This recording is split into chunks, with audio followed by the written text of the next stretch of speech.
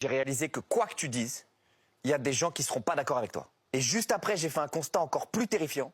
J'ai réalisé que quoi que tu dises, il y a des gens qui seront d'accord avec toi. Et ça fait encore plus peur. Parce qu'aujourd'hui, tous les points de vue sont défendus par quelqu'un. Et les gens, ils sont prêts à être violents pour défendre leur point de vue. Parce que le gros problème de la violence, c'est que c'est très efficace pour persuader les gens. Admettons, il y a un mec super balèze. Il vient me voir. Il me dit, est-ce que tu t'appelles Martine ? Je lui dis non. Il me gifle. Bah, la prochaine fois que j'entends Martine, ça se peut que je me retourne, Mouloud. Tu vois ? Le seul truc qui persuade les gens autant que la violence, c'est l'avis de la majorité. Mais souviens-toi dans ta classe, Mouloud, à l'époque, là, des gens vraiment intelligents, là. Il y en avait 3-4. La majorité, on était éclatés, Mouloud. Il y a une époque, sur cette planète, la majorité des gens pensaient que la Terre, elle était plate.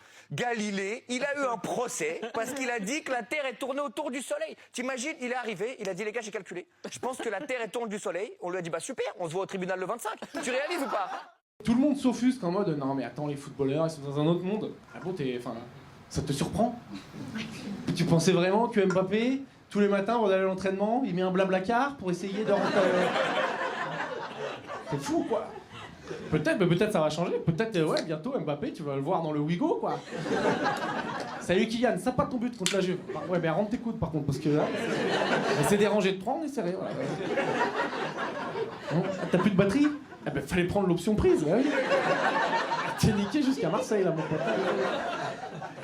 Tu vas voir Kylian qui va mettre ses poubelles dans Poubelator.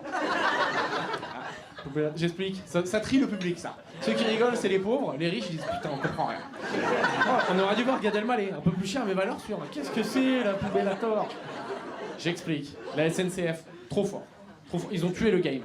Dans les Ouigo, pour pas avoir à payer trop d'employés pour nettoyer, ils ont dessiné sur les poubelles une tête de monstre. Ils ont appelé ça Poubelator, le monstre qui mange les poubelles. Et du coup, t'as les enfants, ils ramassent les poubelles et ils s'amusent à les jeter. C'est incroyable. Main d'œuvre, enfant, gratos. On a niqué la Chine là-dessus.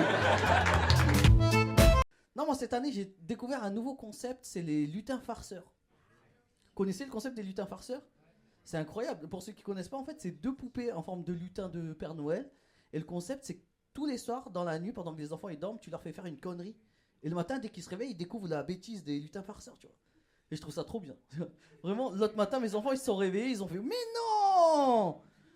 Les lutins farceurs, ils ont mangé tous les chocobons, quoi !»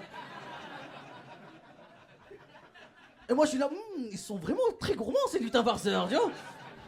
Le concept, il est incroyable, quoi. Vraiment. Je pense, fin du mois, mes enfants, ils vont se lever, ils vont dire « Mais non ! Les lutins farceurs, ils ont pas payé le loyer, c'est bon, si, oh !» Ils sont vraiment pauvres, ces deux-là.